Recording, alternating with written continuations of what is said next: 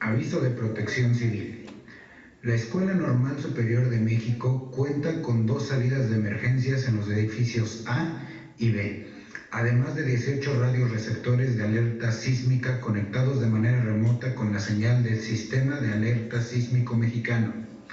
En caso de la activación de dichas alertas, les pedimos que, por encontrarnos en la planta baja, sigan la ruta de evacuación marcadas en el suelo y señalizadas en las paredes del inmueble hasta la zona de menor riesgo, que es la explanada principal y el estacionamiento. Ante un posible conato de incendio, se activarán de manera manual las campanas ubicadas en las escaleras. Les pedimos que mantengan la calma y sigan las indicaciones del personal de protección civil identificados con el chaleco para ser trasladados a las rutas de evacuación y zona de menor riesgo. Buenas tardes a todos, bienvenidos al segundo día de trabajo en el foro para la integración del Plan de Desarrollo Institucional de la Escuela Normal Superior de México 2025-2030. El día de hoy tenemos como panelistas a la maestra Yadira León Grajales, a la maestra Silvia Guadalupe Flores Rivas, al doctor Juan Gerardo Escamilla Gutiérrez, al maestro Gilberto Castillo Peña y al doctor Joel Iglesias Marrero. Les recordamos que su participación tiene un máximo de 15 minutos y que al finalizar la exposición de todos los ponentes, damos paso a la ronda de preguntas. Sin más preámbulos, iniciamos con la participación de la maestra Yadira León Grajales con el tema Avanzando hacia el futuro, creación de programas mixtos para fortalecer los posgrados en la Escuela Normal Superior de México. Muchas gracias, maestra Vianey. Buenas tardes a todos, muchas gracias por su asistencia y bueno, yo les voy a hablar sobre el área en donde yo laboro, aparte de que es la coordinación de biología, estoy colaborando en el área de posgrado y justo les voy a hablar sobre esta necesidad o esta propuesta que nosotros tenemos como escenario futurible de crear posgrados mixtos. Actualmente tenemos 3 posgrados, que es especialidad, maestría y doctorado, 2 especialidades, una maestría y un doctorado, y todos son presenciales. Y ahora nuestra propuesta es crear posgrados mixtos. Pero bueno, antes de platicarles un poco más, vamos a dar la introducción. Adelante, gracias. Bueno, actualmente la sociedad pues es dependiente de la tecnología, ya es parte de nuestros hábitos cotidianos, de nuestra forma de vida, y obviamente esto también impacta en el ambiente o en el ámbito educativo, ¿no? Estas tecnologías de la información pues se han integrado de una forma que jamás podríamos imaginar, y fue a través de eventos importantes que bueno, esta sociedad ha cambiado de manera abrupta, y bueno, ahora casi nadie concibe sin estar sin el celular, sin una computadora, son nuestros medios, ¿no? Y finalmente quisiéramos que estos medios digitales, que pareciera como que tomamos información de ahí, se vuelvan realmente rigurosos para realmente tener estudios o tener la información acertada, tener conocimiento de manera mucho más formal, ¿no? No solamente en los estudios superiores, sino en este caso en estudios de posgrado.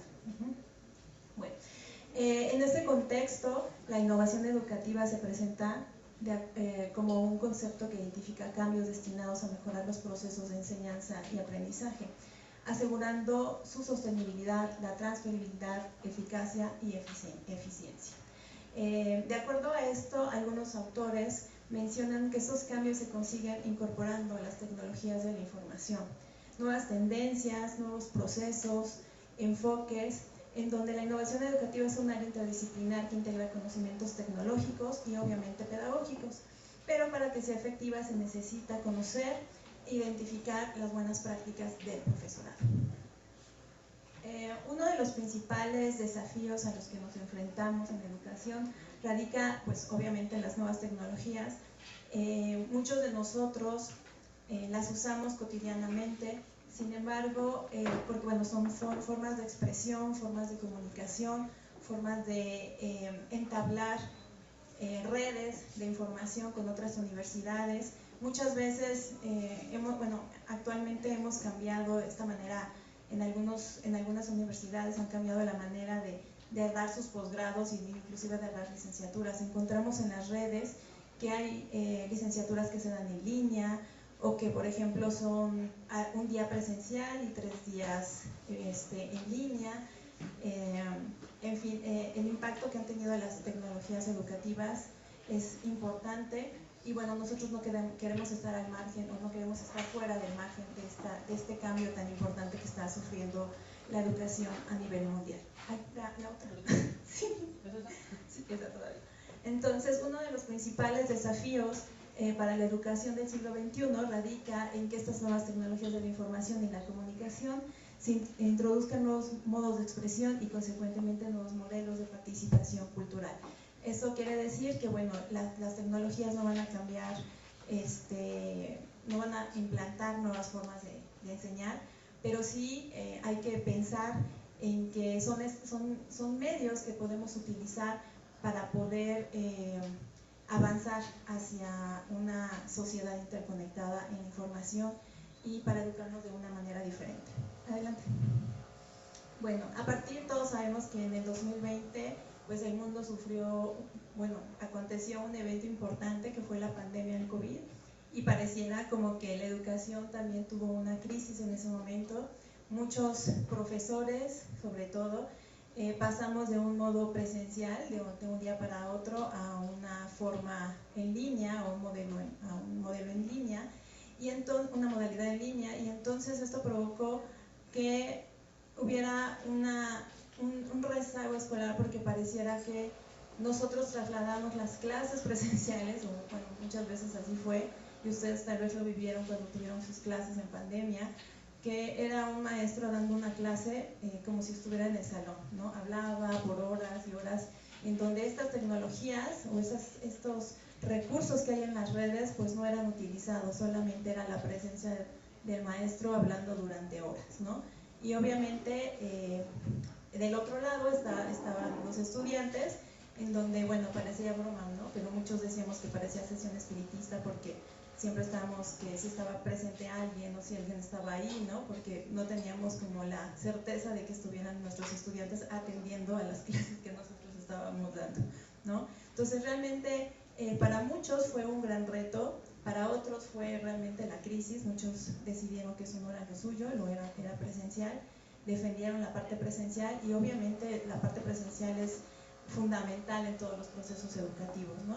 Pero actualmente pues sabemos que estos cambios tecnológicos pues son importantes y que hay que incluirlos, no hay que pelearnos con ellos. Entonces, tanto como profesores como estudiantes, debemos acercarnos de otra manera a las redes, no solamente a través de pues los TikToks o el Facebook. Bueno, creo que ahora ya no hay Facebook, ¿no?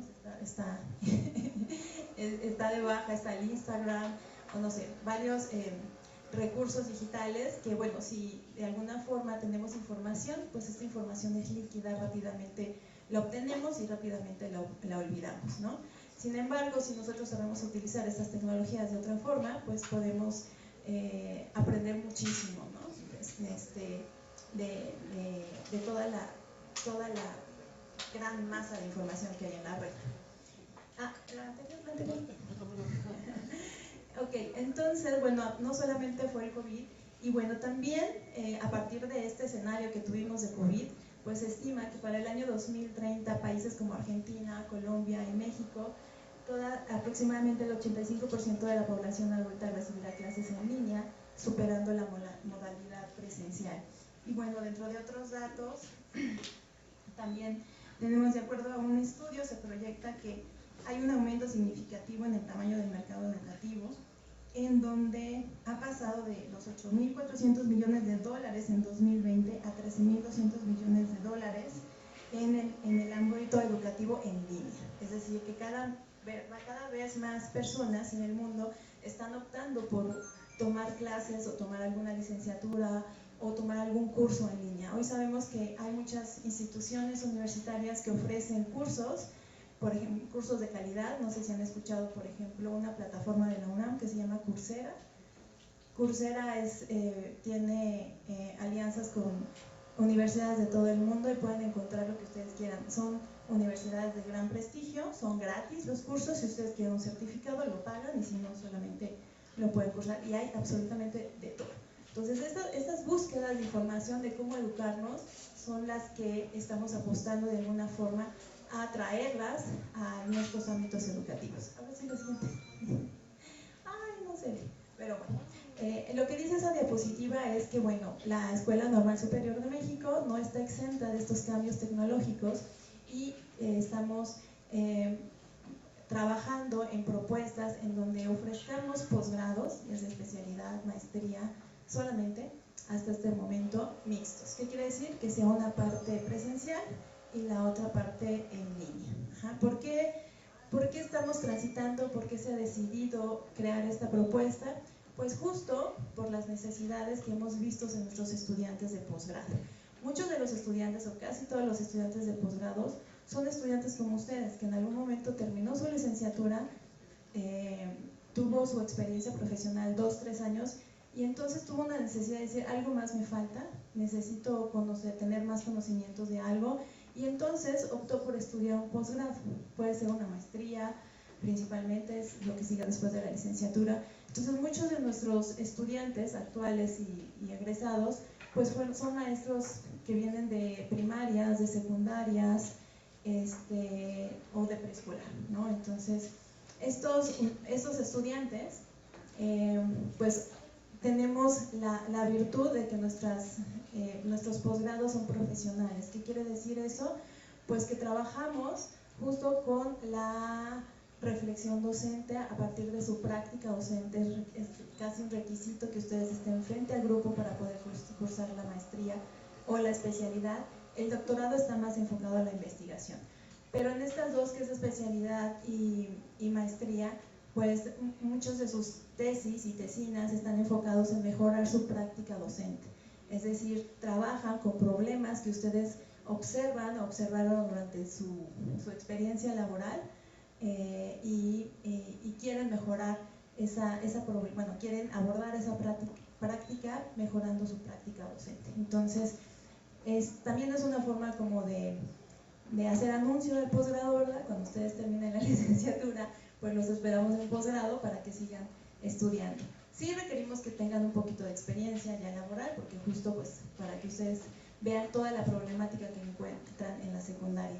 Obviamente las jornadas de práctica es una pequeña mirada de lo que sucede, pero ya teniendo todos los días a los estudiantes durante toda la mañana, varios grupos, pues es muy diferente. Además, incluye el contexto y muchas cosas. Entonces, bueno, lo que queremos es que justo estos maestros que son egresados de la normal, pues tienen problemas de movilidad, muchos de ellos tienen carga de trabajo horaria y consideramos que un programa mixto de posgrado podría ayudarles a tener una mejor eficacia terminal. ¿La que sí? Entonces, bueno, tenemos varios cambios de acuerdo a un autor que deben son importantes dentro del posgrado.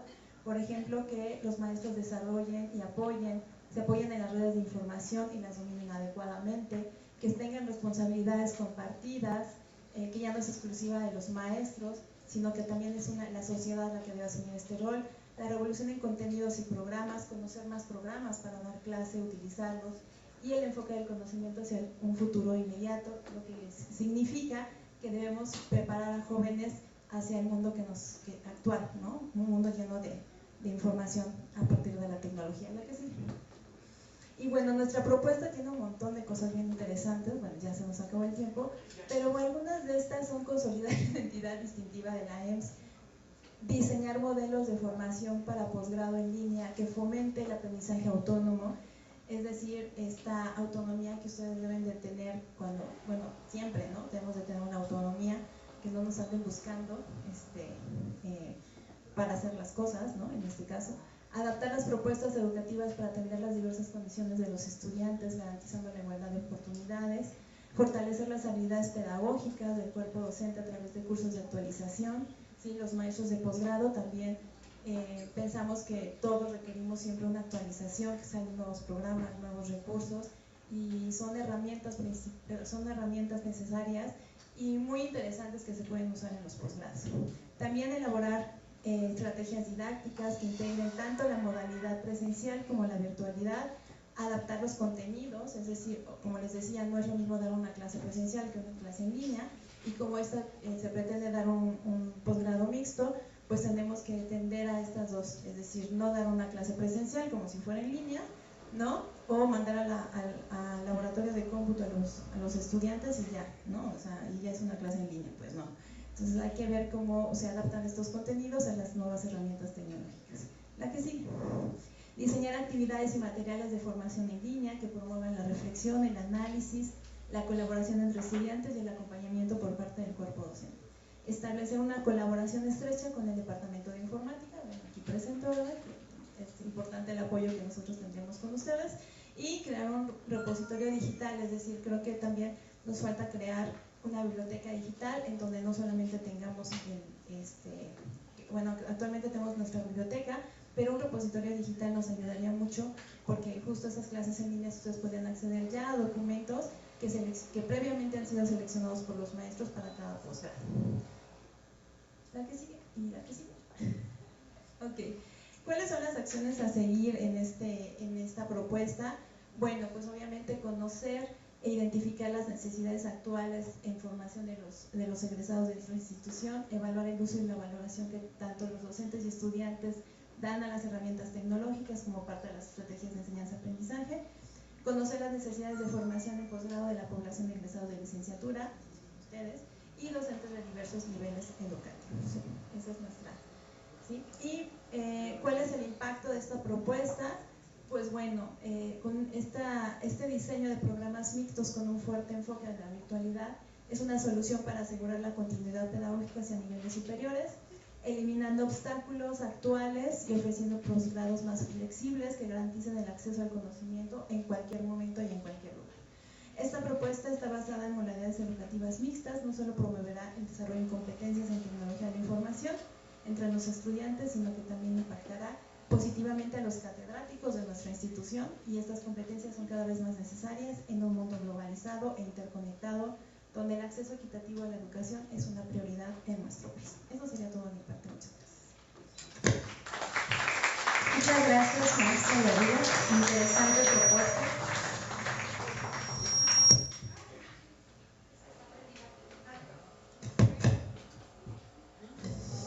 Okay. Gracias, maestra. Bueno, damos paso a la presentación de la doctora Silvia Guadalupe Flores Rivas con el tema habilidades blandas para el trabajo rudo.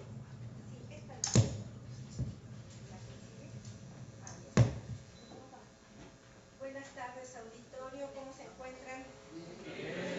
¿No se han aburrido todavía? Entonces, en 2 segundos se aburren. Bueno, miren, la presentación, incluso si ustedes la observan, pues ahí podrán ver que hay como que tubería y todo eso, ¿no? Porque está dirigido a una parte muy importante, este trabajo de la escuela, a una parte muy importante que son los trabajadores. Pero junto con los trabajadores, ¿ahí se escucha? Junto con los trabajadores, también aquellas áreas que se llaman demandas, ¿no? Entonces, ¿han oído hablar de las habilidades blandas? Si no, seguramente tienen conocimiento de las habilidades socioemocionales. Sí, se supone que sí. Hola, hola. Hola. ¿No? Porque efectivamente no prende el botón. Sí, pues estoy desconectado acá. ¿Se escucha? Ok. Bueno, entonces, las habilidades blandas también, o una variante, son las habilidades socioemocionales. Esa ustedes posiblemente sí la han escuchado. Pasamos a la siguiente diapositiva. En esta diapositiva resumo de qué se trata el trabajo. Dice: el desarrollo de las habilidades blandas en el personal de apoyo y asistencia a la educación y los jefes de la Escuela Normal Superior de México, es decir, aquellos personal que son de mando, y se conciben como base para el fortalecimiento de habilidades individuales y fomento de sinergia para la comunidad. La siguiente diapositiva. Bueno, Las habilidades blandas y las habilidades rudas,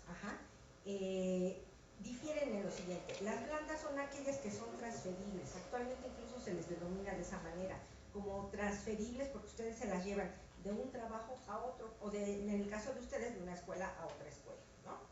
En el caso de las habilidades rudas, pues son aquellas muy específicas para su campo profesional. Por ejemplo, los chicos que están aquí en el área de innovación, bueno, pues ellos tienen que saber de tecnología. Pero ustedes, muchachos, ¿de qué tendrían que saber? De enseñanza, de estrategias, ¿no? De control de grupo, y esas son estrategias duras, o más bien habilidades muy, muy duras, ¿no? La siguiente, por favor. Hay diferentes autores que abordan los temas, no los voy a cansar con esto, pero sépanse que desde hace muchos años se abordaron con diferentes nombres como habilidades sociales, por ejemplo Kelly, Goldstein, Caballo, que lo manejaban desde un enfoque muy cuantitativo, muy conductual, y entonces ellos decían, bueno, ¿quieres saber saludar? Pues entonces dame bien la mano. ¿Han tenido alguna oportunidad en donde los saludan con las manos y apenas es así como el roce?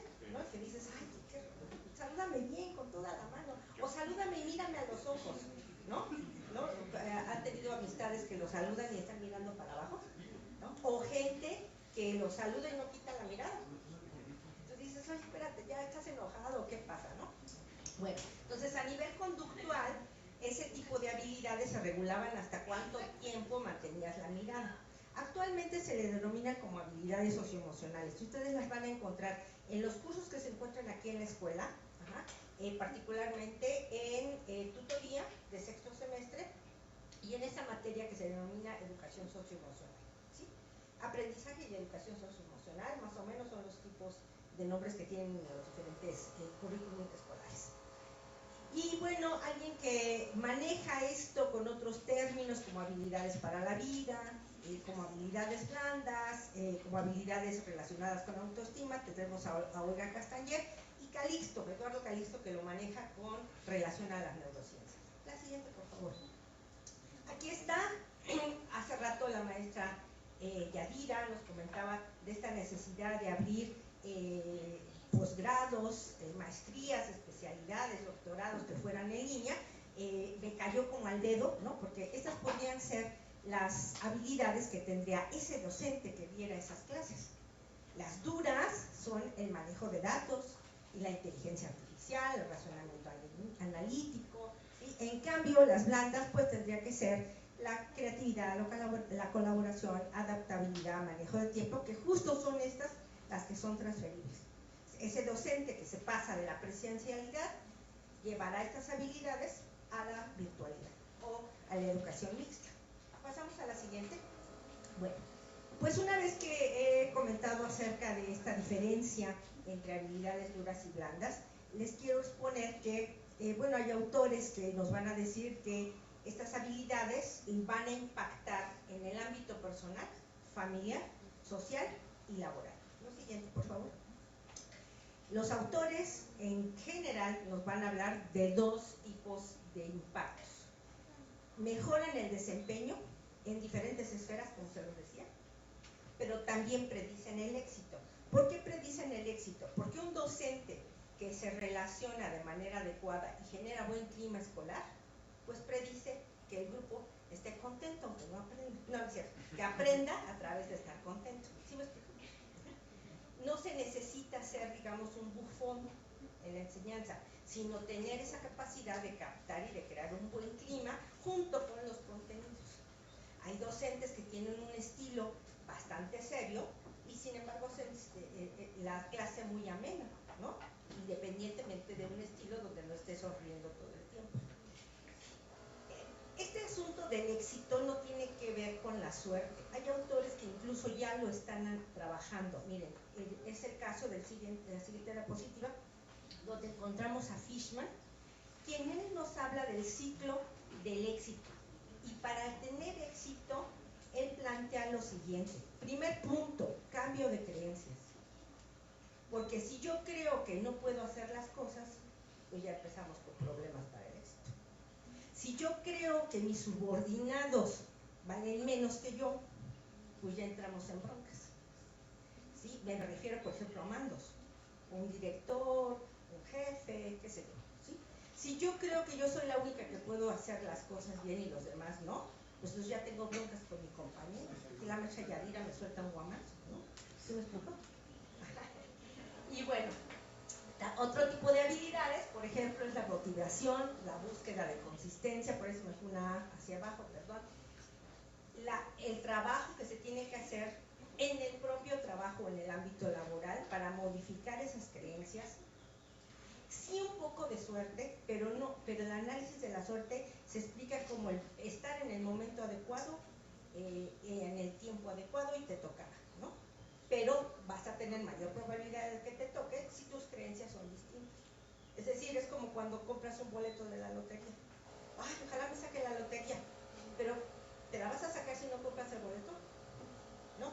En cambio, ojalá me den este trabajo, pero si voy seguro, doy bien la mano, miro a los ojos, me expreso de forma adecuada, pues la suerte viene acompañada de estar correcto en el momento correcto. ¿Sí me explico?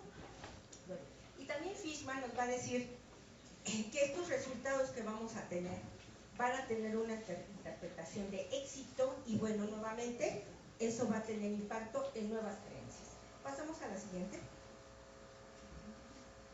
En cuanto a las experiencias que hemos tenido, cuando colaboré en el Departamento de Psicopedagogía, realicé la primera, a petición de las autoridades, la primera experiencia exitosa con trabajadores del plantel, llámese compañeros de mantenimiento, compañeros secretarias y secretarios, compañeros que están en informática, etcétera, en todas las áreas. Participaron del turno matutino 42 trabajadores, y del turno vespertino 38. El taller se llamó Mi bienestar, el bienestar de todos. La siguiente. Maestra Vianney, ¿cómo voy en tiempo? Perdón. Sí, yo le aviso para el Gracias. En el caso de los temas que se abordaron, pues como estoy casada con este asunto de las creencias, el primer tema fueron las creencias irracionales. Es decir, por ejemplo, una creencia irracional, como para que sea más comprensible, creer que me voy a casar para toda la vida. Oigan, empiecen ustedes a suspirar. Pero es irracional porque el amor no dura toda la vida. Se va construyendo, por ejemplo, ¿no? O que si a mí me va mal, porque alguien me hizo algo, no va a venir el karma y te va a tocar, porque algún día te va a tocar. O sea, resulta que ni le toca y le sigue yendo re bien y yo sigo bien enojada porque nunca le pasó nada. Son ideas irracionales. Bueno, como esas están también el asunto, ¿no? De creer lo que yo les comentaba, que yo puedo con todo, que solamente lo que yo hago está bien, que tienen que hacerse las cosas como yo digo, ¿no? Etcétera, en cuestiones de tipo laboral. La escucha activa. En términos generales, la escucha activa no solamente significa poder escuchar al otro y mirarlo a los ojos, sino también dar los turnos, ¿no? No diagnosticar, por ejemplo, es una barrera para la escucha activa. Un ejemplo muy concreto, yo llego corriendo, que me pasó, ¿no? Venía yo angustiada porque quería dejarlo algo a mi nuera, resulta que no se lo dejé, y entonces llego y me dice el maestro Gilberto, que está aquí en la mesa, si me permite hacer un ejemplo, me dice, oye Silvia, vienes toda neurótica, ¿no? Entonces no hay escucha activa, porque él ya me diagnosticó. ¿Sí me explicó? Entonces, ¿cuál sería la primera pregunta que hay que hacer? Es, ¿qué le pasa, maestra? Porque viene tan angustiada. Ay, yo ya cuento mi historia, ¿no? Entonces él me dice, tranquila, no vengas tan acelerada. Ahora sí, viene la otra cuestión. Ejemplo de estos podría poner con cada uno de ellos. La cuestión no es abordar aquí el tema del taller, sino decirles que es importante el estilo comunicativo, la atención plena, la respiración. Está comprobadísimo que la respiración actualmente permite mantener neuronas que se nos van muriendo a partir de los 27 años, bueno, no mantenerlas, sino crear conexiones con aquellas que se van quedando, ¿no? Y hacer cuestiones de, se me olvidó el término, cuando se suplen unas neuronas con otras se los digo, se me olvidó el término. Bueno, ¿cuál? La poda sináptica, y hay otros que ahorita se me olvidó, pero bueno, no se los digo. Tiene que ver con la poda, lo que tengo ahorita. O sea, no me puedo acordar. Bueno. Y el aspecto lúdico es importante en la enseñanza, en el impacto impacto que tendría en estos talleres, ¿no? Pasamos a la siguiente, por favor. 5 minutos más. Gracias. Bueno, en este taller que se dio, existió la colaboración. Eso es fundamental, es una de las habilidades blandas. ¿Qué fue lo que sucedió?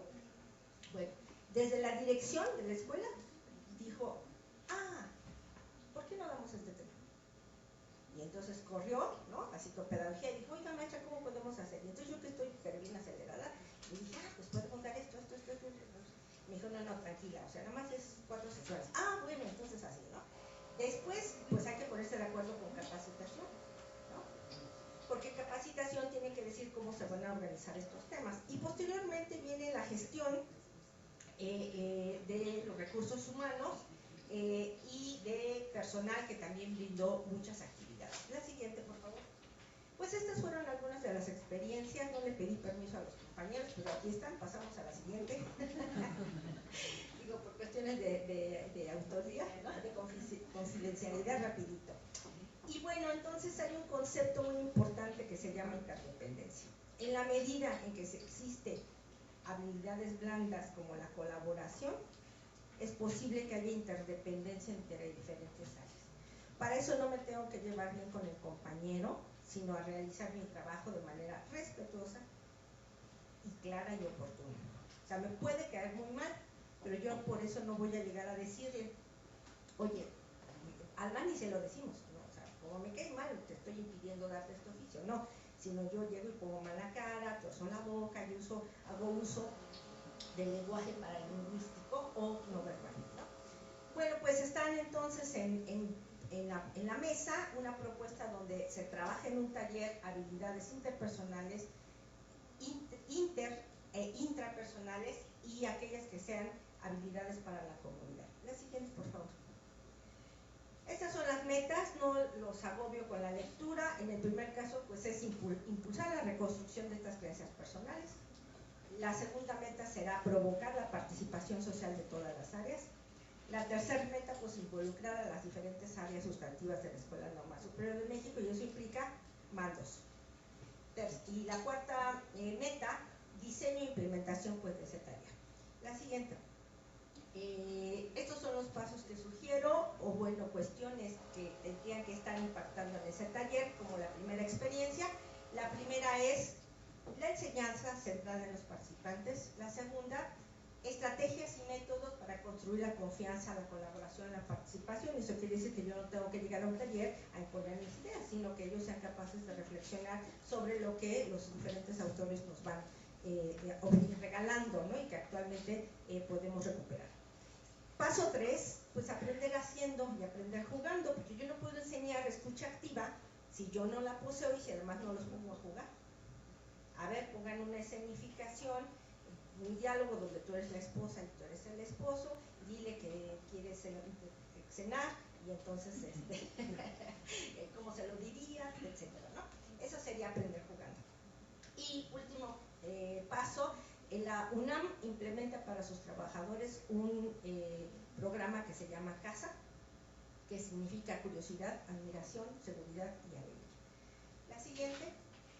Esa sería mi ponencia. Muchísimas gracias.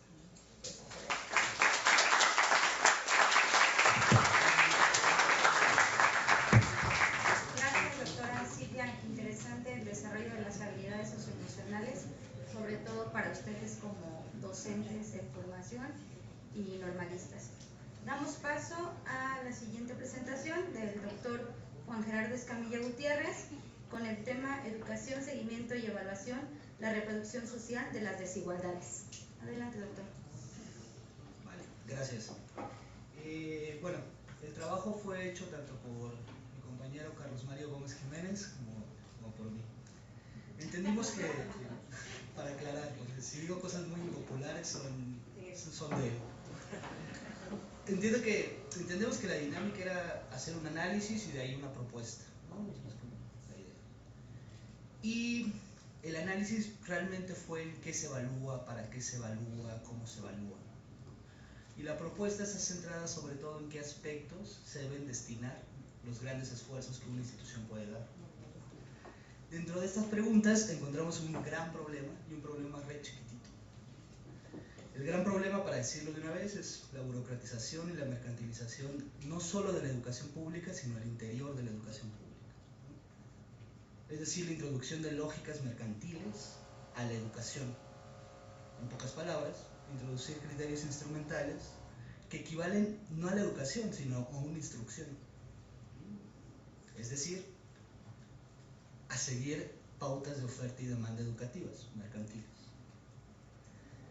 Un sistema de acreditaciones formales que hacen que los objetivos educativos sean subsumidos a la acreditación. Una lógica de consumo mercantil, evaluado en un sistema de acreditación formal. Bueno, ese es como el gran problema. O sea, todo el mundo lo sabemos. Tenemos certificaciones y acreditaciones por currículum. Y dentro de ese gran problema, el problema chiquitito, derivado, es la distinción entre desigualdad social y equidad educativa.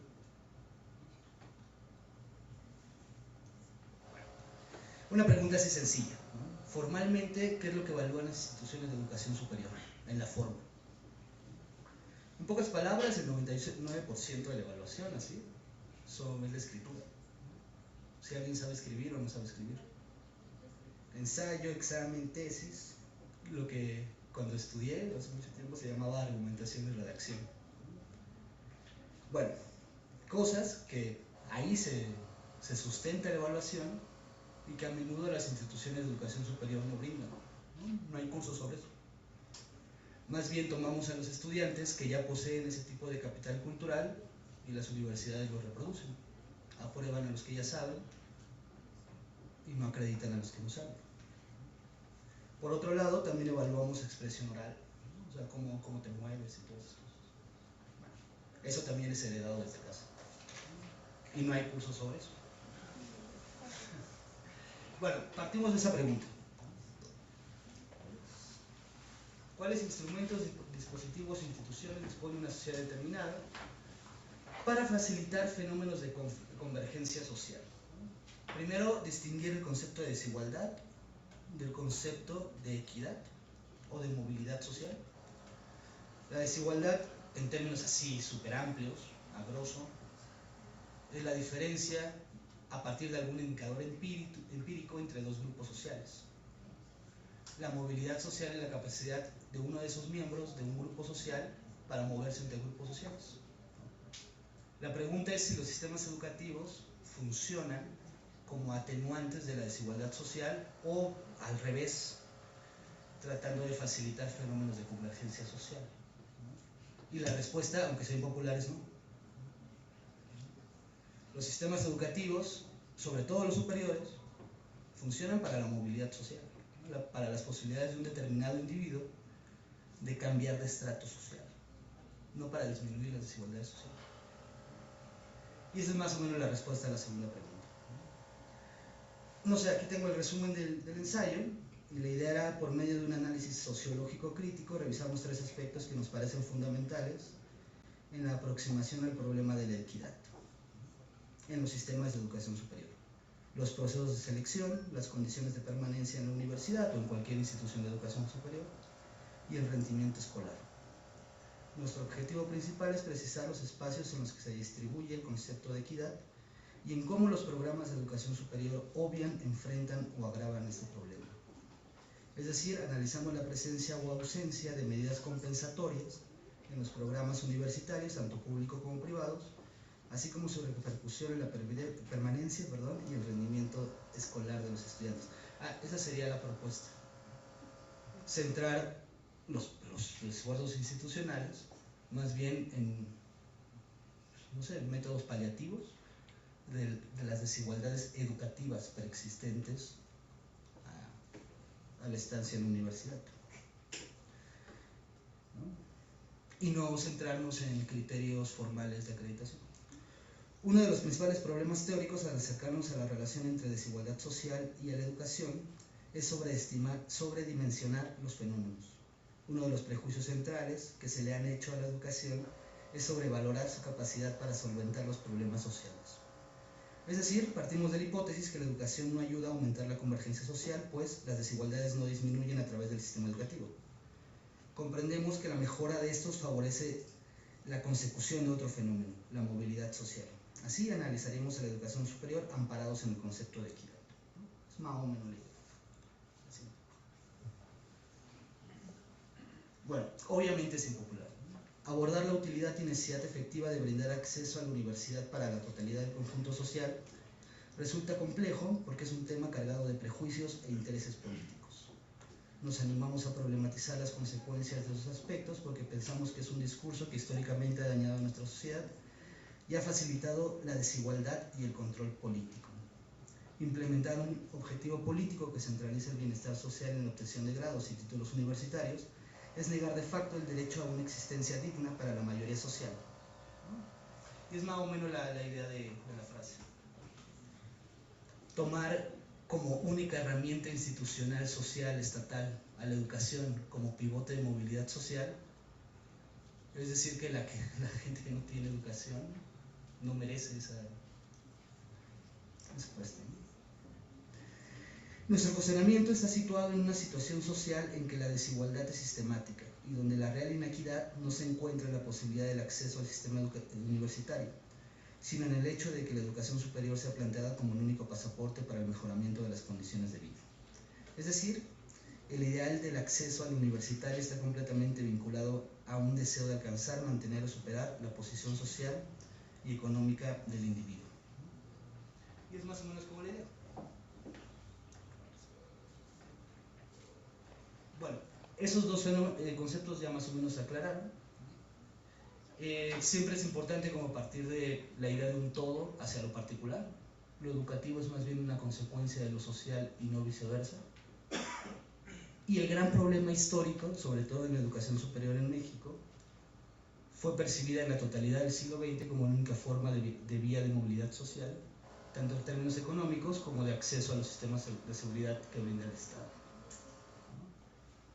La siguiente. Y esto tiene antecedentes. Al vincular a los sistemas educativos como palancas de desarrollo, sobre todo a partir de la década de los 40 y en el caso de América Latina a partir de los 50, la idea de Alianza para el Progreso, la Carta de Punta del Este, etc., se posibilitó una medición cuantitativa de los logros educativos. O sea, es un discurso súper común decir que la inversión en educación va a ayudar al crecimiento económico de un país, ¿no? Y cualquier indicador empírico más bien dice lo contrario. Y esa es una cita de un economista norteamericano bastante conservador. O sea, ¿no? Siguiente.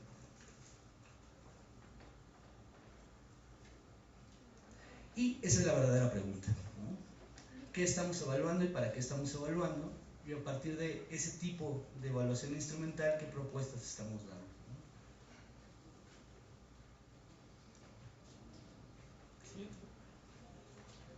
Muy bien, esto era el análisis chiquitito que estábamos diciendo.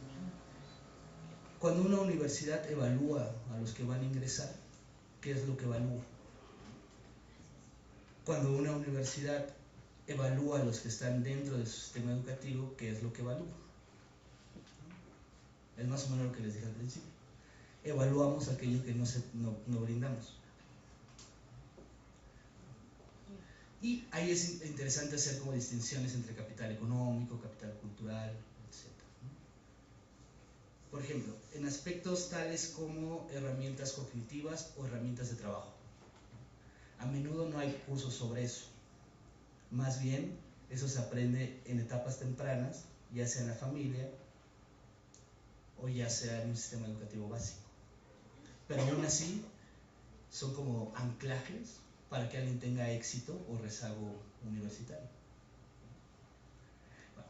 Ante la desigualdad educativa, no ante las desigualdades sociales, las propuestas comunes son más bien económicas. Y todo el mundo lo sabemos, ampliación de becas, etc. O ampliación de las matrículas. La idea, y creo que ya la última, es que más bien todos los esfuerzos, que de por sí son pocos, deberían ser centrados en medidas compensatorias que vayan más a capitales cognitivos y culturales que a las ampliaciones cuantitativas y económicas, ¿no? Tales como cursos de redacción, de argumentación, técnicas de investigación, etc., ¿no? Muchas gracias.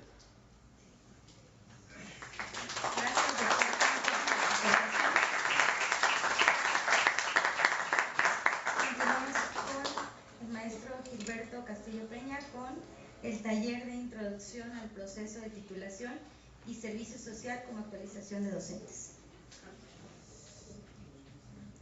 Hola, buenas tardes. ¿Sí me oye? ¿Sí? Bueno, muy bien.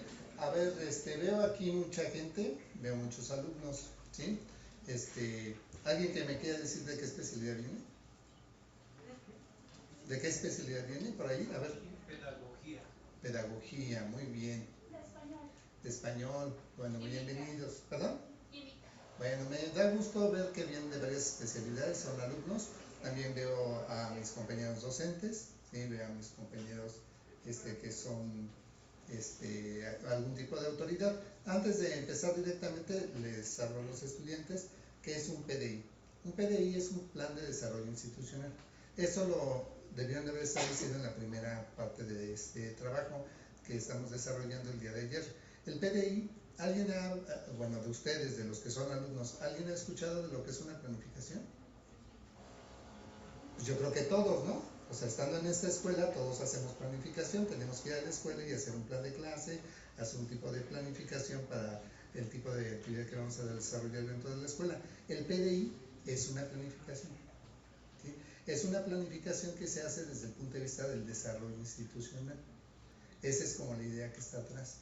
Entonces, lo que van a escuchar ahorita es como una idea del tipo de problemas que enfrenta esta institución y de la forma en que creemos que puede resolverse. Voy a ser muy breve, me voy a ir muy rápido. Adelante, por favor. Bueno, tenemos un planteamiento de problema, no podemos separarnos de esa idea porque, bueno, también nos dedicamos a la investigación y, bueno, pues estamos trabajando en esa dirección. Adelante.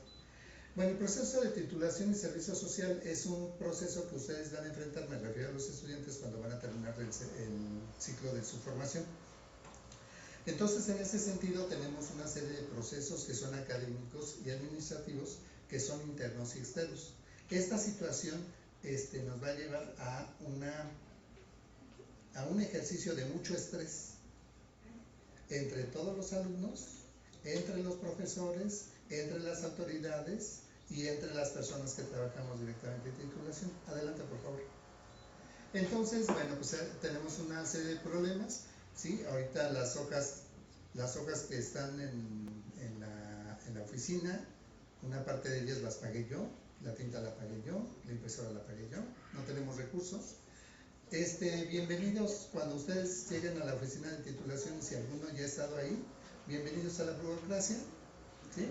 Yo soy burócrata grado 33, y entonces les voy a pedir que todo debe estar con cierta forma, en cierta medida, con cierto tipo de firma, etcétera, etcétera, etcétera. Y bueno, pues no lo puedo evitar, es parte de mi función. Tenemos falta de asesoría. Aquí estamos reconociendo que algunos de nuestros compañeros como profesores no estamos en la disposición de darles la asesoría cuando ustedes la requieren, y eso es un problema, ¿sí? O sea, es un problema porque hay una falta de atención, y entonces a esta situación que ya nos está causando estrés, que es enfrentar un burócrata grado 33, ahora tienen que enfrentar también un asesor que no siempre les va a dar la asesoría, ¿no? Y ustedes quieren la asesoría para terminar su tesis, ¿sí? Y bueno, si ustedes vieran la pesadilla que es esta cosita, ¿sí? Porque empieza a sonar desde las 7 de la mañana y a veces a las 11 sigue sonando, ¿sí? Ya la pongo en modo dormir, y a la mañana siguen llegando dudas de profesores, ¿sí? Y eso es una situación que es, sí, Silvia, hola. Ay, sí. Exacto, ¿no? Entonces por ahí tengo a varios compañeros que me están ahí preguntando cosas y diciendo y comentando, y entonces estamos viendo que los docentes tienen muchas dudas, pero muchas. Tienen dudas de cómo es el proceso administrativo, tienen dudas de cómo es el proceso académico, tienen dudas de la normatividad, tienen dudas del alcance de la función de la persona que está a cargo en esa oficina, tiene dudas incluso sobre las relaciones que se dan desde el punto de vista institucional y fuera de lo institucional, y eso nos causa mucha tensión. Y a ustedes, vuelvo a insistirles, me refiero a los alumnos, les va a causar mucha tensión cuando pisen la oficina. ¿Sí? ¿Por qué? Porque les vamos a decir, queremos que esto vaya con estos puntitos y tiene que ir con estos puntitos, y queremos que el tipo de letra sea así, y les vamos a estar regresando un montón de cosas muchas veces porque así es. Adelante, por favor. Entonces, tenemos que esto está fundamentado en una normatividad local. Me refiero que la escuela normal tiene su propia normatividad que tiene que ver con los procesos de titulación, y también federal, y eso nos lo va a complicar. Tenemos una serie de documentos que son orientadores, nos dan alguna idea de cómo es este proceso, pero son lo suficientemente general para que nos permitan hacer cosas, pero son lo suficientemente precisos para que en esa oficina yo vea que hay gente que pierde la carrera. Es una tristeza. ¿Por qué? Porque hay algunos de ustedes que no van a lograr terminar. O sea, van a terminar todas sus materias y cuando lleguen al proceso de titulación no van a concluir. Es increíble. Sí, pasan 4 años entregando, haciendo trabajos y haciendo cosas, y al final de eso no pueden concluir. Uno de los casos que yo veo más lamentables, como ejemplo de un chico, sí, que por una asesoría inadecuada de parte de alguna autoridad dentro de la escuela, él tardó en salir después de que concluyó su ciclo de licenciatura 7 años. Entonces, esto es una situación, como acabo de mencionar, una problemática grave. Adelante, por favor. Tenemos entonces este tema que es una asesoría inadecuada, que puede generar frustración, confusión, atraso, disgustos, incluso desmotivación de algunos de ustedes, porque algunos de ustedes van a abandonar la carrera ya al final, porque no pueden concluir esa parte. Y para los compañeros docentes que me están escuchando, para las compañeras que son autoridades en esta institución, debemos reflexionar en eso. Sí, porque es una situación que nos está afectando el egreso. Y lo que queremos es que ustedes salgan con una licenciatura. Adelante, por favor. ¿Qué es el FODA? El FODA es un elemento institucional que me va a permitir insertar la propuesta que voy a hacer, ¿sí?, como una situación de mejora en el contexto institucional. ¿Sí? Necesito hablar del FODA para que yo pueda insertar mi propuesta como un plan dentro de la Escuela Normal Superior de México. Adelante, por favor. Y entonces aquí tengo algunas cosas, ¿sí? Vimos algunas cosas desde la práctica internacional de lo que es la asesoría, una orientación de aprendizaje, ¿sí?, y está transitando entre distintos planes de estudio. Esto de los planes de estudio también es un problema, porque una parte de los estudiantes que ya salió, que ya egresaron, que están en tienen el plan de estudios 1999, algunos de ustedes están en el plan de estudios 2018 y algunos tienen plan de estudios 2022, y esas normatividades y esas lógicas institucionales están cambiando por cada plan de estudios. Y esto ocasiona que precisamente Silvia me esté marcando a las 11 de la noche con dudas. ¿Sí? Adelante, por favor. Es broma, es broma. Ante los cambios entre los planes se espera que docentes y estudiantes se den una adaptación gradual a las condiciones.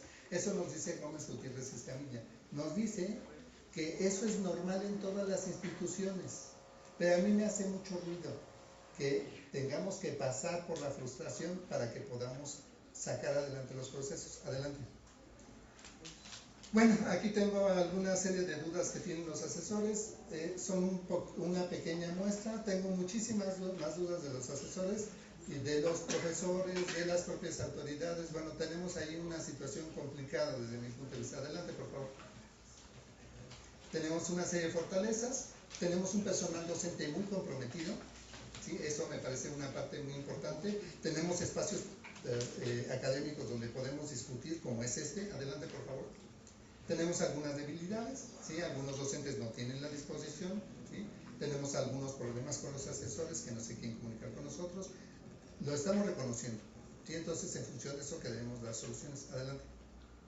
Tenemos una serie de oportunidades. Todo esto parte de cierta documentación que se llama FODA, ¿sí? Y esta documentación, vuelvo a insistir, me va a permitir insertar el proyecto dentro del PDI, ¿sí? Adelante, por favor. Tenemos también algunas amenazas, iniciar a leerlas porque se nos acaba el tiempo y esta viene y es dura con el reloj. Adelante. ¿Sí? Y entonces tengo mi propuesta innovadora. ¿Sí? ¿Qué es lo que proponemos? Proponemos capacitar a nuestros docentes. O sea, si tenemos ese desgaste, esa necesidad de que ellos conozcan, ¿sí?, lo que es el proceso de titulación, yo creo que es importante que ellos vean, ¿sí?, esta situación. ¿Y a quiénes estamos recurriendo? Estamos recurriendo desde esta propuesta a los cuerpos académicos que tienen un conocimiento académico de lo que son los contenidos y las formas en que se da el aprendizaje dentro de esta institución, a investigación educativa, que es un área que ustedes no conocen, donde nosotros participamos y hacemos este ejercicio de la investigación, y al área de actualización, para que esa capacitación que tengan sus docentes, o que tengamos los docentes, nos aporte una constancia, y además de eso nos aporte conocimientos, y empecemos a intentar evitar esas fricciones, ¿no?, entre nosotros. Adelante. Entonces, tengo 3 ejes de esta planificación. El primer eje es el asesoramiento académico. Queremos explicar lo que es el asesoramiento académico, en qué consiste, qué alcances tiene, qué situaciones son las que están implicadas en este ejercicio, conocimiento de los requisitos administrativos. Bienvenidos a la burocracia. ¿Sí? Esa oficina es burocrática y así debe ser. Desarrollo de los exámenes profesionales, porque tengo una situación también implicada. Adelante, por favor.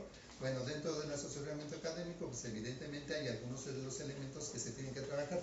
Es increíble que haya profesores que me marquen y me digan que qué dice el APA 7, ¿no?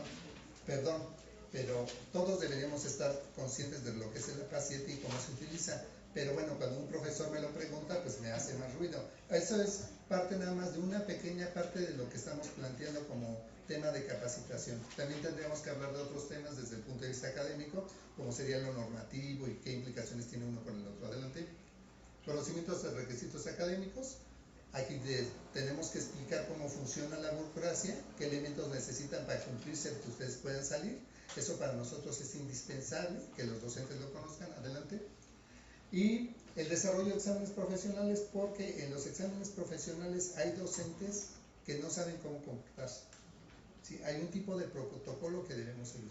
Entonces, lo que estamos haciendo es que estamos identificando las dificultades y necesidades que tienen nuestros docentes y estamos dispuestos a mejorar, ¿sí?, con la intención de que ustedes tengan un mejor servicio desde el punto de vista de lo que es su egreso, específicamente en el área de titulación. Adelante, por favor. Sí. Características. La población de docentes de nuevo ingreso es importante que la atendamos. Hay docentes que se están integrando en nuestra institución y no entienden o no saben cómo son estos procesos de titulación, pero hay otro grupo de docentes que necesita actualizarse. ¿Por qué? Porque siguen trabajando con ideas que provienen del Plan de Estudios 1999 o anteriores y no se ingresan a nuevas características. El cambio curricular, hay una lógica en 2018, hay una lógica en 2022 y tenemos que abordar las diferencias y impartirlas cuando sea necesario. ¿Sí? Cuando consideramos que hay una necesidad y alguien lo solicite, hay que impartirlo. Por supuesto que esto es voluntario. Adelante, por favor. Y tengo mis referencias, bueno, porque como hacemos este ejercicio de investigación, también yo creo que es importante que veamos que el ejercicio está sustentado en una serie de artículos, documentos, normativos, orientadores y todo tipo de información que nos van a permitir sustentar nuestra propuesta. ¿Sí? Ese sería nuestro trabajo. Espero que si se llega a dar la oportunidad, nos beneficie a todos.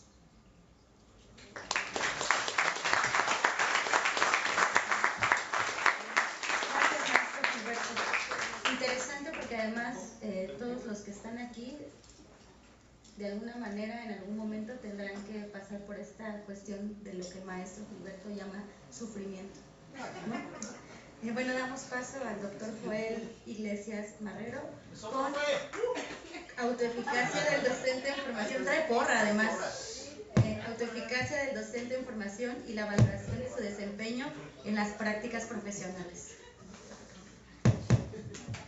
Buenas tardes, ¿se escucha? Confieso que vinieron voluntariamente. La palabra, un aviso parroquial. La palabra o definición, categoría que la profesora nos acordaba hace un rato en su exposición, es neuroplasticidad. Esa es la misma, para el que estuvo atendiendo y llegó en ese momento. Neuroplasticidad. Bueno, buenas tardes, reitero, ya nos hemos saludado mucho, pero muy buenas tardes estudiantes, profesoras, profesores en general, panelistas y personal que nos ayuda con todo el apoyo electrónico, digital aquí. Esta propuesta, o mi incorporación en esta propuesta, llevo poco tiempo en la institución y también me estoy empapando de la dinámica, como comentó el profesor. La ubico dentro de un eje temático, específicamente de la docencia, de acuerdo a los manuales y a las instrucciones que nos enviaron con la convocatoria de participación en el marco de este plan de desarrollo institucional. Y en una línea específica que tiene que ver con el acompañamiento docente en las prácticas profesionales. Ahora, ¿de dónde surge esta idea? ¿Y por qué un profesor adscrito al área de pedagogía? Pero qué bien hubiese podido pensarlo desde cualquier otra área que trabaja en la Escuela Normal Superior de México. Pues ¿por qué lo ubico, me interesa? ¿Por qué trato de proponer algo desde esta área? La siguiente, por favor. Bueno, porque fíjense que en los trabajos en que hemos estado involucrados, y digo hemos porque tuve en mi reciente ingreso la oportunidad de participar junto con muchas personas, seguir aprendiendo varias cosas, en los trabajos, por ejemplo, de los procesos de acreditación con los CIES, comités interinstitucionales para evaluar la educación superior, y que recibimos la acreditación de las 11 licenciaturas, de los 11 programas académicos. Hay un área de oportunidad, por llamarle así, o un punto fino que se detectó que tiene que ver con la sistematización de la evaluación docente o la evaluación del desempeño docente. Bueno, si aquí formamos personas o profesionistas, ¿no? Expertos en pedagogía y nos estamos transformando en ese ámbito, pues no solo nos interesa cuestiones de planificación, de cómo implicar activamente al alumnado, de cómo interrelacionarnos de mejor manera y provocar experiencias gratas y duraderas, sino que nos interesa mucho también cómo evaluar esos procesos, cómo somos evaluados nosotros, pero en este caso, desde mi rol como docente, me he centrado mucho en las personas con las que trabajo directamente, y es cómo se puede sistematizar o contribuir con algún elemento a sistematizar la evaluación del desempeño de los docentes en formación. Está completamente guiado. La que sigue, por favor. Y considero, tratando de hacer un resumen de esta parte, que uno de los elementos sustantivos e importantes para una investigación que contribuya a este plan de desarrollo institucional y una propuesta de mejora a futuro, ojalá que sea bastante cercano, con bastante inmediatez, tiene que ver con investigar cuestiones relacionadas con la percepción que tiene el docente en formación sobre su propio desempeño. Aquí se han hablado en varias ponencias, por ejemplo, de las creencias, ¿no? Desde un marco teórico, ¿no? Podríamos verlo y la vamos a ver aquí desde otro. ¿Cuál es ese conjunto de creencias que tiene, que va construyendo, que va transformando el docente en formación sobre lo eficaz que es? ¿Qué tantos logros de ejecución tiene? ¿Cómo los va construyendo? Pero además, ¿qué tan frecuentemente lo hace en un marco muy específico? Ahora no voy a hablar dentro de su actividad áulica, dentro de su ejercicio académico aquí en la normal, sino dentro de su espacio de prácticas profesionales. Entonces esto es algo que creo que vale mucho la pena observar, detallar, explorar, relacionar, explicar a profundidad. Hay varios elementos aquí que poner en juego, y uno de esos es tratar de determinar el tipo de relación que guarda la autoeficacia, que es como voy a definir, en un enfoque que vamos a ver rápidamente ahorita, la autoeficacia, qué relación guarda con la evaluación que sobre el propio docente en formación se realiza, pero también sobre la evaluación que realizan otros actores. Yo la verdad desconozco, no puedo decir que es que no se haga, pero desconozco a profundidad, con certeza, con instrumentos para poder documentarlo y compartirlo. Por ejemplo, cómo se realiza bien todo ese proceso de evaluación de la práctica profesional, pero además qué papel juegan aquí las directoras y los directores de los planteles, los profesores que acompañan como asesores de esas secundarias, de las primarias, de los preescolares para pedagogía y psicología educativa. O sea, esos elementos, y no solo del profesor de práctica o del propio alumno, también esos elementos creo que interesan mucho, y ver qué relación guardan con esta percepción que tiene y esta autoevaluación guiada en cuanto a su sentido de eficacia de la práctica. ¿Y por qué me interesa mucho esto también? Porque miren, algo positivo, maestra, sumándome al equipo, algo positivo que he detectado, no sé si con un carácter muy ingenuo, ojalá que se mantenga durante muchos años, pero es que desde que entré a la institución, en mi relación, en mi contacto con los estudiantes, trabajando durante varias semanas, bueno, había espacios de participación, de construcción, de trabajo académico, yo le voy a llamar relativamente moderados, ¿no? Por distintas cuestiones, y muchas de ellas tienen que ver conmigo, con lo que yo provoco en el otro, no tengo ninguna duda. Pero también empezó a observar que cuando los estudiantes regresaban de sus prácticas profesionales, y esto es una descripción muy general,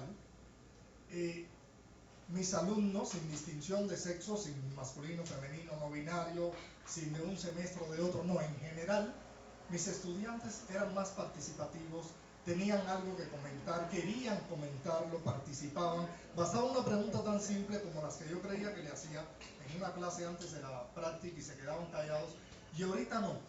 Algo se activaba ahí, qué cosa no lo sé bien, quiero investigarlo, pero algo se activaba ahí con mucha fuerza, que el nivel de participación de los estudiantes era mucho mayor, sin salirme de los contenidos de mi asignatura, aunque no es una isla, pero sin salirme de ello, tenían un nivel de participación mayor, empezaban a relacionar más cosas, empezaban a conectar mejor las ideas, y esto era algo que por supuesto me gustaba mucho, y lo he puesto en los informes que entregamos al final del curso, lo he detallado en cada uno de los cursos.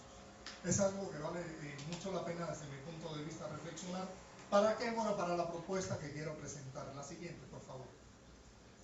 Antes de la propuesta, bueno, estas son algunas definiciones, no los aburro con esta parte de la lectura, pero pues me voy con una clásica porque está relacionada con varias de las propuestas que aquí se han presentado, ¿no? Ese conjunto de creencias en las propias capacidades para organizar y ejecutar cursos de acción requeridos pues para manejar situaciones futuras. Bueno, algo como lo que queremos hacer aquí con el plan de desarrollo institucional, por ejemplo, ¿no?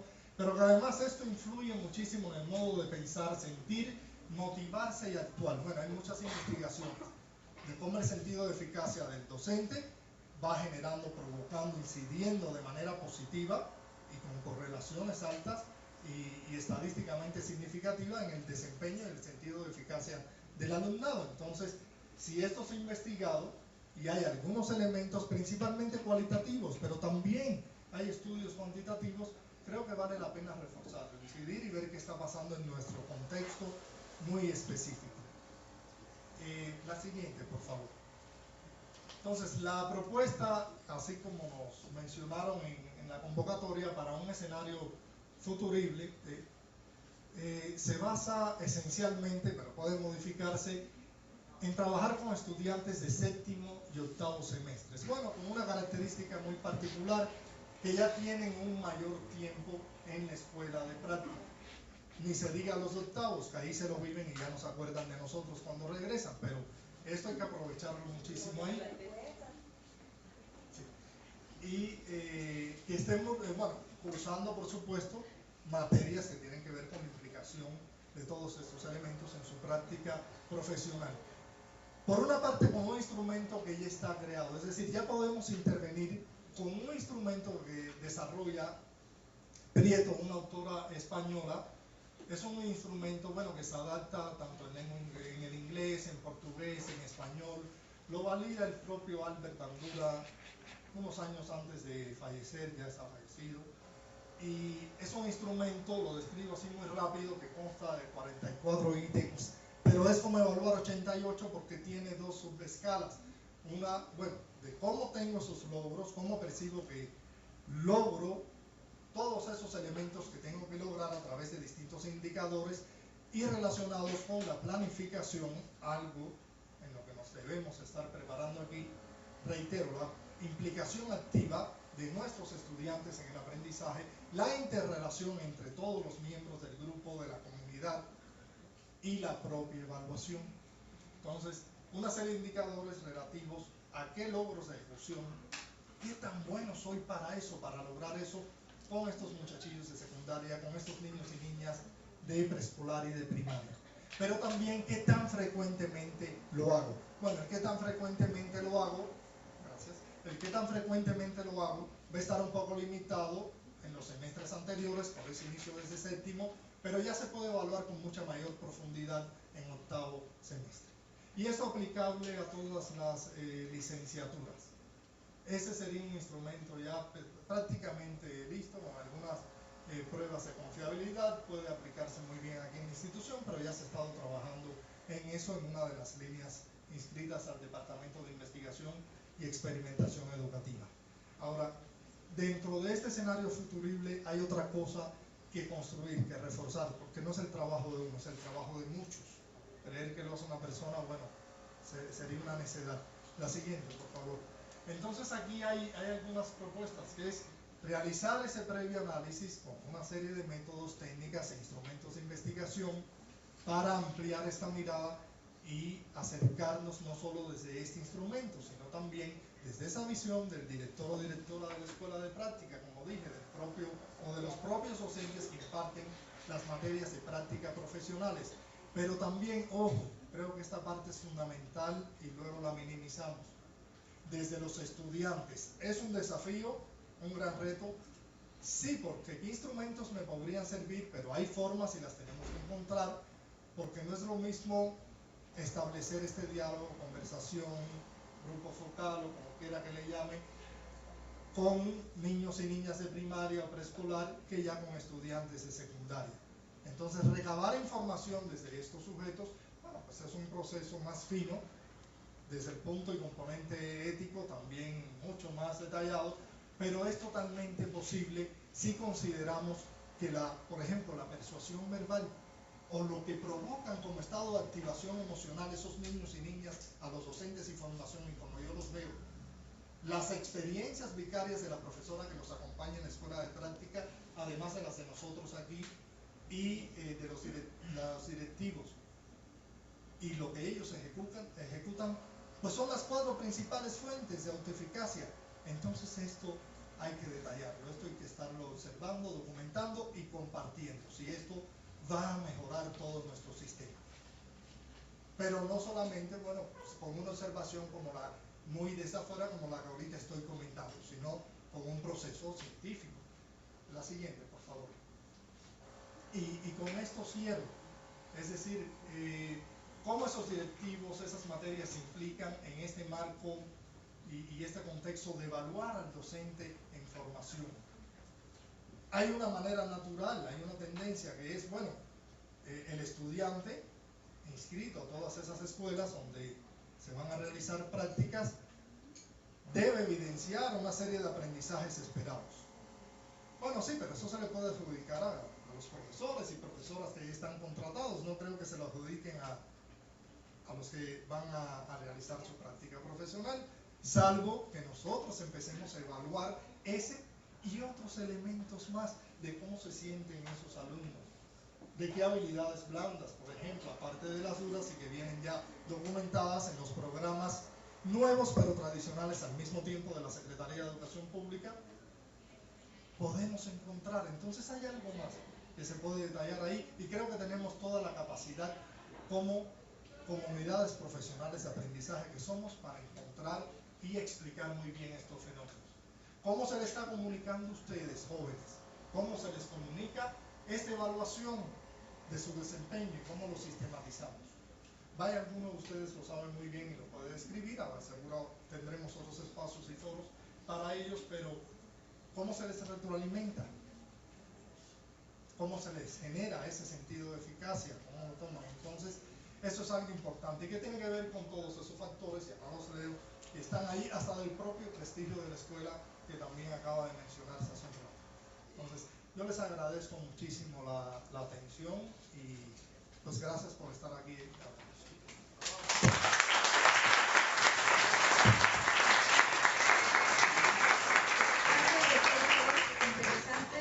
Interesantes todas las propuestas de escenarios futuribles. Vamos a pasar a la ronda de preguntas. ¿Alguno de los? Ok. Allá, por favor. Hola, muy buenas tardes. Pues primeramente felicitar a los organizadores del foro y también a los ponentes que el día de hoy hemos escuchado. Sin duda una felicitación en particular al doctor Joel por la propuesta, dado que es miembro del Colegio de Pedagogía, del cual también somos parte nosotros. Entonces me da mucho gusto ir viendo más el avance de la propuesta y el modo como esta evaluación que está proponiendo puede en un momento ser de gran utilidad para nuestros estudiantes, para que ellos reconozcan y se reconozcan más en el trabajo que están realizando. Después de eso quisiera yo hablar acerca de la ponencia del doctor Juan, que tocó un tema que, como él varias veces estuvo diciendo, no es popular.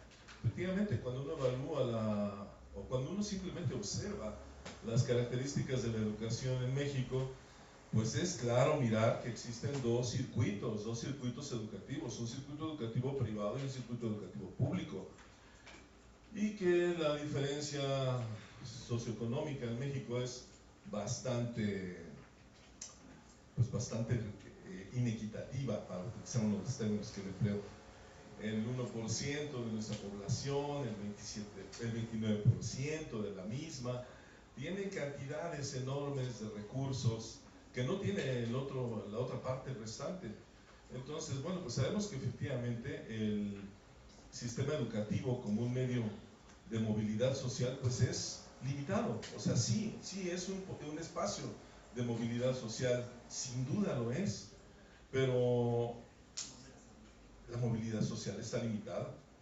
O sea, si pensáramos en estratificaciones, tendríamos que decir que estudiantes que proceden de familias de clase baja tal vez lleguen a clase media, baja, y los de media baja, media, pero hasta allí, porque realmente para formar parte de la oligarquía económica mexicana, pues tendríamos que estudiar en una escuela particular, en donde no es que la educación sea mejor, simplemente que lo que tienes ahí son un conjunto de relaciones que estableces con tus compañeros y que son quienes te van en un momento dado a invitar a trabajar a los negocios de la familia.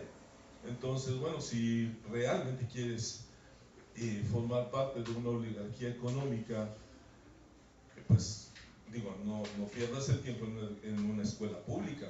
Acude a los espacios donde puedes tener buenos conocidos que después te ofrezcan buenos empleos.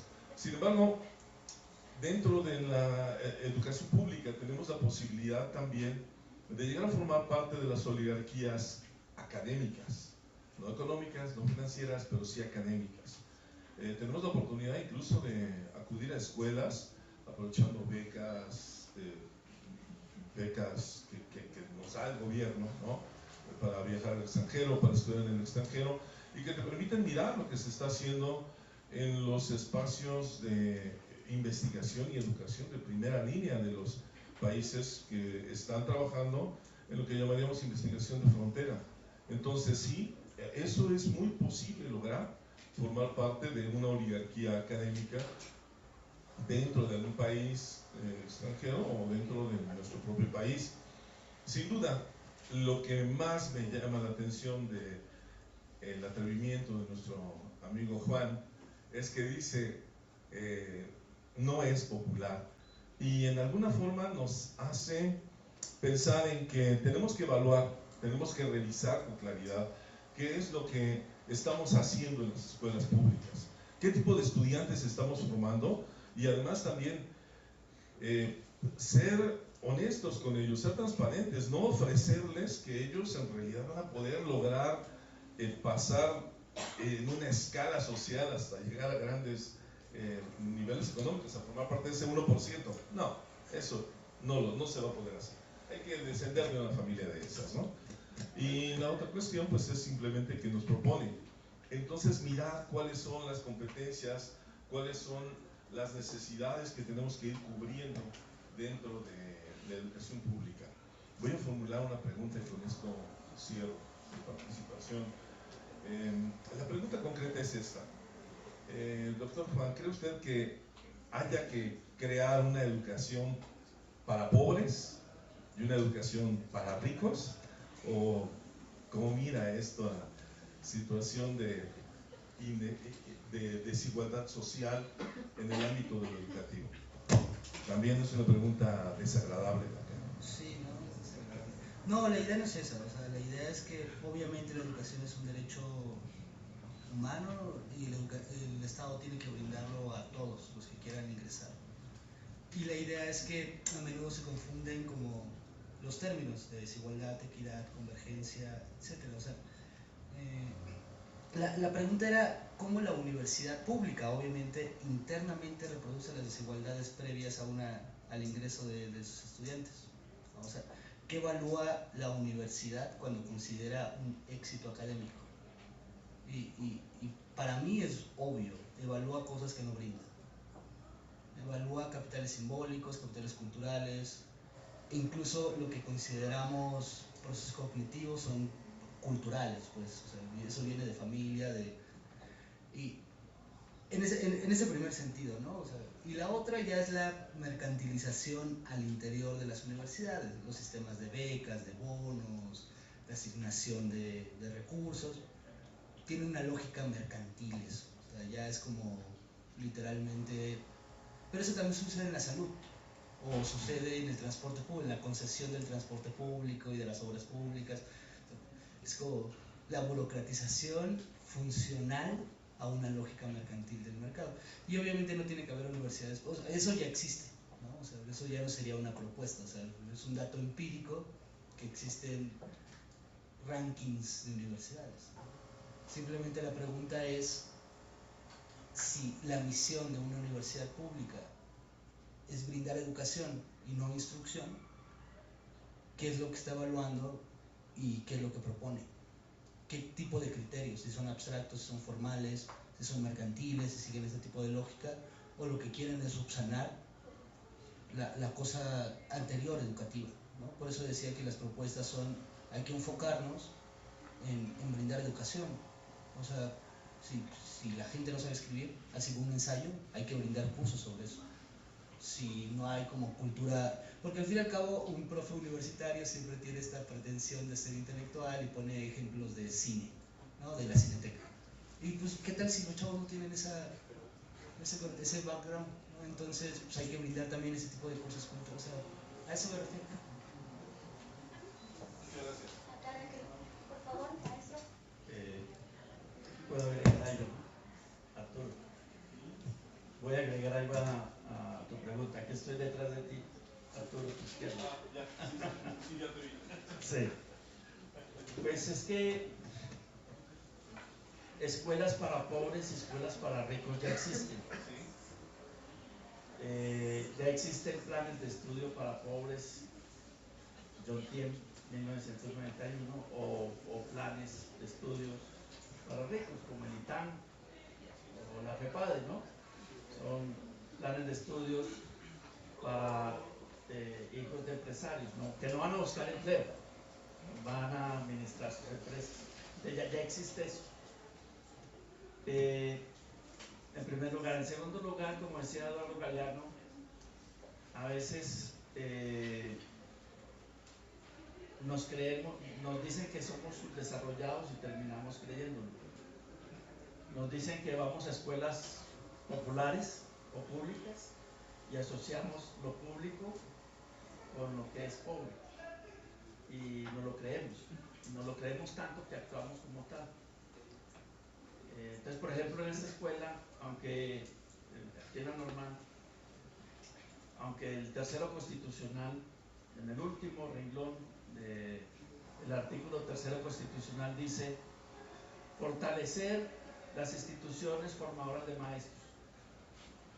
Y en vez de ir y hacer exigible ese artículo constitucional, aquí decimos, no, pues traigamos cositas de la casa que nos sobran para completar el almacén o cosas así, no sé si me explico. Entonces ya hacemos parte de esa mentalidad, no lo creemos. A mis alumnos a veces les digo que conozco, digamos, que creo que tienen la capacidad para competir en un mercado de escuelas privadas, ¿sí? Porque la mayoría de nuestros alumnos pareciera que se conformaran con ingresar al sistema público, pero dejamos ese otro mercado, ¿no? Y a veces voy a escuelas privadas, ¿no? El Green Gates y cosas así, para conocer que hay ahí las cosas que tienen. Y les pregunto, oye, a la plantilla de profesores, me dicen, no, pues la mitad son licenciados de universidad y la otra mitad son normalistas. Y yo digo, ¿normalistas? ¿De dónde? Yo trabajo en una normal y no conozco alumnos que trabajen en este tipo de escuelas privadas, ¿no? El Olinca, el Green Gates, el México Americano, etc. Para empezar, porque son bilingües, ¿no? Entonces, cuando les digo eso a mis alumnos, siento que ahí hay un problema como de autoestima colectiva, como de que no, eso allá no llegamos, es medio inalcanzable. Nos quedan 2 minutos, por favor. Entonces, bueno, voy a la idea de que creamos en que sí podemos marcar una diferencia, pero creámoslo y trabajemos para ello. Yo estoy de acuerdo en el sentido de tu pregunta, pero ya tenemos escuelas de pobres y escuelas de ricos. Muchas gracias. Gracias, maestro. ¿Alguien más que guste realizar una pregunta? Ok, bueno, agradecemos a todos los panelistas, doctor Joel, maestra Yadira, maestra Silvia, maestro Gilberto, doctor Juan, y a todos los presentes, gracias por su asistencia. Bonita tarde a todos.